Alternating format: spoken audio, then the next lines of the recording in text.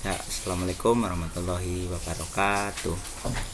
Perkenalkan, nama saya Melewan Baris, NIM saya 19 17 40 20 73.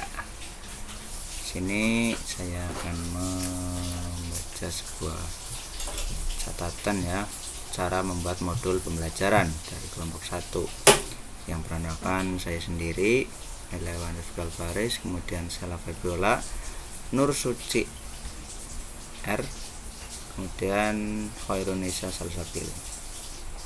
Langsung saja ke pengertian modul itu. Modul adalah sarana pembelajaran yang berisi materi, metode, batasan-batasan, dan cara mengevaluasi yang dirancang secara sistematis. Sebuah kompetensi dan subkompetensi dikemas dalam satu modul yang utuh untuk memenuhi kebutuhan belajar pada mata kuliah tertentu dan proses pembelajaran tertentu. Kemudian ada ciri-ciri modul pembelajaran. Yang pertama, itu dapat dipelajari secara mandiri oleh siswa. Yang kedua, ada tujuan pembelajaran dirumuskan secara khusus bersumber pada tingkah laku. Yang ketiga, membuka kesempatan kepada siswa untuk maju berkelanjutan menurut kemampuannya masing-masing. Yang keempat, ada paket pengajaran yang bersifat self, membuka kesempatan kepada siswa untuk mengembangkan dirinya secara optimal. Yang kelima, memiliki daya informasi yang cukup kuat, unsur asosiasi, struktur, dan urutan bahan pelajaran terbentuk sedemikian rupa sehingga siswa secara spontan mempelajarinya. Kemudian memberikan kesempatan kepada siswa untuk berbuat aktif. Selanjutnya ada karakteristik modul pembelajaran.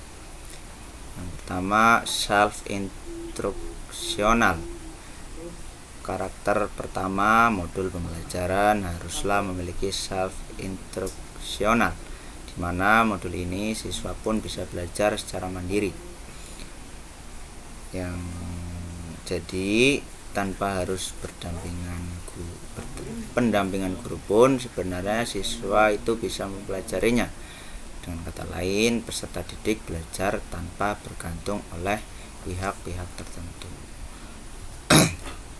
Yang kedua ada self-contained, di mana materi yang disampaikan lewat modul sudah disusun sesuai dengan unit kompetensi, sehingga pembahasan yang digunakan lebih lengkap, menyeluruh, dan lebih efektif.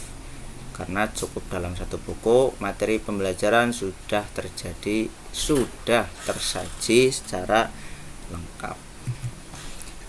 Karakteristik yang ketiga ada stand alone, yaitu modul disusun dan dikembangkan secara mandiri, maksudnya tidak bergantung pada media lain, sehingga siswa yang mempelajari pun tidak terkesan riweh atau ribet dengan media-media pendukung lainnya, karena dalam satu modul sudah dapat dipahami. Yang keempat ada adaptif. Adaptif dalam ini bisa terhadap banyak hal perkembangan, baik itu terhadap perkembangan teknologi ataupun ilmu pengetahuan yang sifatnya itu baru. Yang kelima ada user friendly. User friendly itu menjadi dasar utama pula dalam pembuatan modul pembelajaran. Meskipun demikian, dari penyusunan tetap berdasarkan pada kaidah agar tetap ramah dan pas setiap kali digunakan sebagai pembelajaran. Kemudian penyusunan modul menurut Nasution.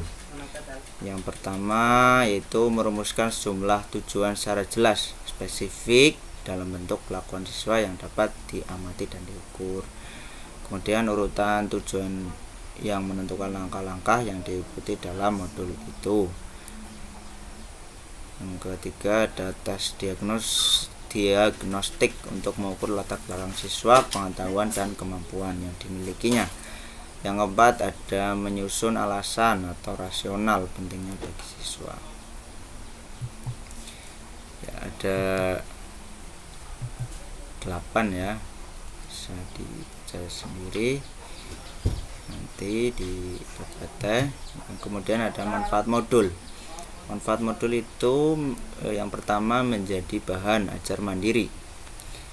Modul dan penggunaannya bisa membuat pembaca belajar secara mandiri tanpa bantuan. Yang kedua ada alat evaluasi. Modul disertai metode dan cara melakukan evaluasi. Evaluasi bukan cuma dilakukan pengajar, tapi peserta didik juga bisa melakukan evaluasi. Sekian ya, mungkin banyak tutur kata yang kurang atau salah, yang mohon maaf yang sebesar-besarnya. Cukup sekian. Wassalamualaikum warahmatullahi wabarakatuh.